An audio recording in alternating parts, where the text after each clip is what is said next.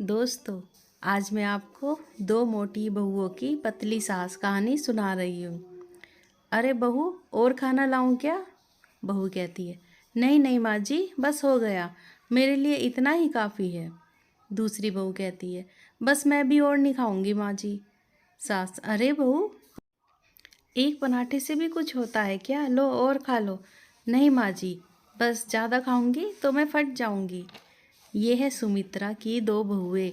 आप लोग सोच रहे होंगे कि ये दोनों कम खाने वाली बहुत शर्मीली बहुएं हैं और आज ससुराल में पहले दिन पर इन्होंने कम खाना खाया है और पहले ही दिन कोई भी अपना असली रंग नहीं दिखाता।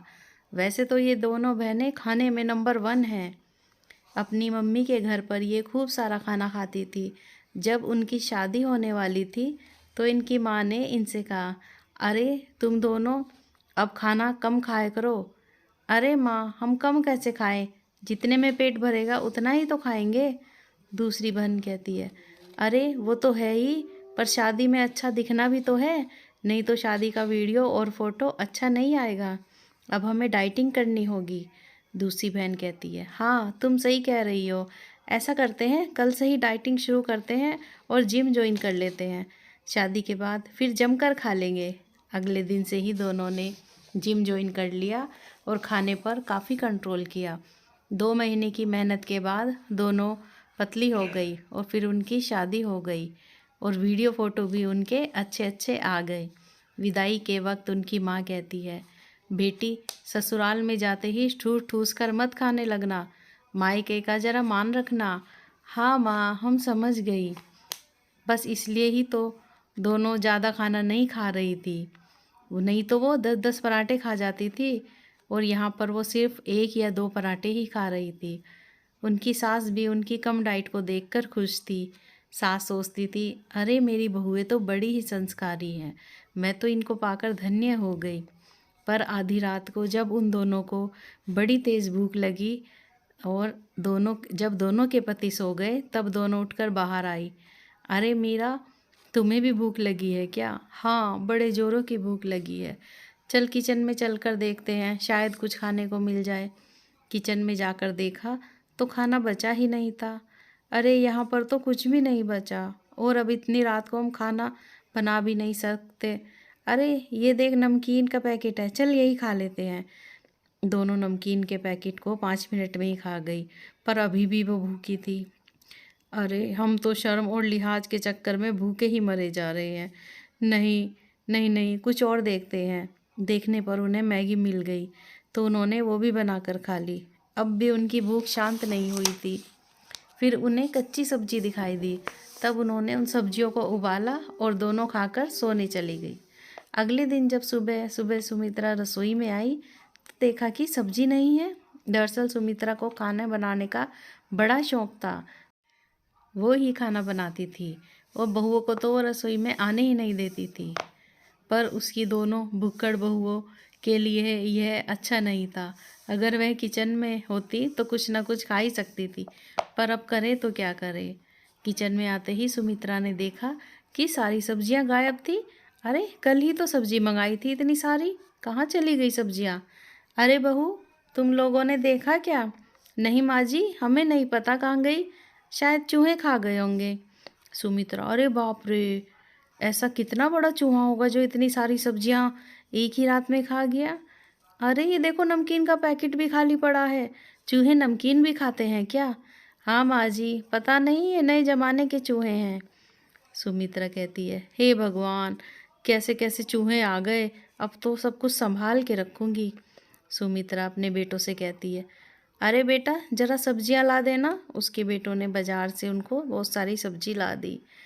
आज भी राधा और मीरा भूखी रह गई थी तो फिर से उन्होंने किचन में जाकर सब्जियां खत्म कर दी। अगले दिन सुमित्रा ने देखा कि आज भी सब्जियां नहीं है। अरे ये क्या हो रहा है? ये सब्जियां कौन गायब कर रहा है? मेरी तो कुछ समझ ही नहीं आ रहा। राधा, अरे माँ जी, वही चूहा होगा। दूसरी बहू कहती है, हाँ माँ जी, यही चूहा है जो सारी सब्जियां खा जाता है।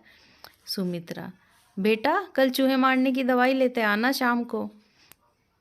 बिस्कुट में मिलाकर सुमित्रा ने बाहर रख दी। पर अगली सुबह देखा तो बिस्कुट ही अपनी जगह पर थे और सब्जियां गायब थी। सुमित्रा कहती है, अरे ये तो बड़े स्मार्ट चूहे हैं, देखो तो कैसे बिस्कुट छोड़कर और सारी चीज़ खा गए। उसके बाद सुमित्रा ने किचन से सब्जियां हटा के कहीं और ही रख दी। अब राधा और मीरा परेशान हो गई, अब खाने को उनके पास कुछ था ही नहीं। अरे मीरा, बड़ी भूख लगी है, कुछ तो कर। अरे ऐसा करते हैं, बाहर से खाना ऑर्डर कर देते हैं। हाँ ठीक है, बाहर से तो रात को भी आ जाता है। अब दोनों ने, राधा और मीरा ने, रात को ही बाहर से खाना ऑर्डर किया और खाने लगी। फिर ऐसे ही वह रोज़ रात को खाना ऑर्डर करती। ऐसे करते करते 3 महीने बीत गए। अब राधा और मीरा दोनों बाहर का खाना खा खा कर बहुत मोटी हो गई थी। सुमित्रा की तो समझ में ही नहीं आ रहा था कि उनकी बहुएं इतना कम खा खा के भी कैसे मोटी हो रही हैं। वह कहती है, अरे बहुओ, तुम खाती तो बस एक चपाती और एक कटोरी चावल हो, फिर तुम्हारा वजन इतना कैसे बढ़ गया, और वो भी केवल 3 महीनों में ही। राधा कहती है, पता नहीं माँ जी, हम भी समझ नहीं पा रहे हैं ये वजन कैसे बढ़ गया।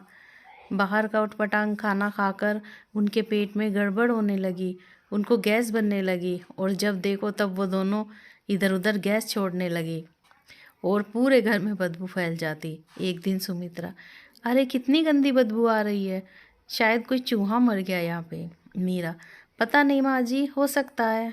वो दोनों मोटी हो गई थी और उनकी सास वैसे ही दुबली पतली थी। ऐसे ही एक दिन दोनों के पेट में बड़ा तेज़ दर्द उठा। सुमित्रा उनको हॉस्पिटल ले गई तो वहाँ पर डॉक्टर कहते हैं, देखिए ज़्यादा बाहर का तला भुना तेज़ मिर्च मसाले खा के इनको दर्द हुआ है। सुमित्रा, पर डॉक्टर साहब, मैं तो कम तेल और कम ही मसालों में सब्जियां बनाती हूँ। डॉक्टर कहते हैं, अरे वो तो आप ही जाने, पर सच तो यही है। अब सुमित्रा को उन पर शक हुआ। उसने रसोई में पहले के जैसे ही सब्जियां रख दी।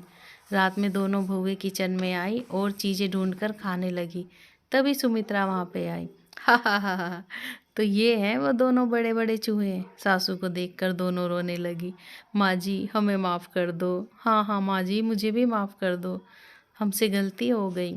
सुमित्रा, पर मेरे सामने तुम लोग कम क्यों खाते हो? अरे उतना खाना खाना चाहिए ना जितनी भूख हो। माँ जी, वो हमारी माँ ने मना किया था कि आप क्या सोचेंगी। हा।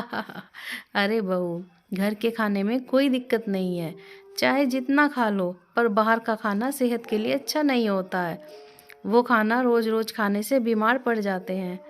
अरे मैं भी तो तुम्हारी माँ ही हूँ, मेरे आगे जितना खाना है उतना खाओ, शर्माना कैसा। सास ऐसा कह दे तो बस और क्या चाहिए। उसके बाद से सुमित्रा उनके लिए अच्छा अच्छा खाना बनाती और वो दोनों, राधा और मीरा, बड़े चाव से खाती, और इससे उन दोनों का पेट का दर्द भी ठीक हो गया और कुछ महीनों में दोनों पतली भी हो गई। इसी तरह सास बहू हंसी खुशी रहने लगी। दोस्तों, अगर आपको ये कहानी पसंद आई हो तो like, share, comment and subscribe ज़रूर करें। Thanks for watching.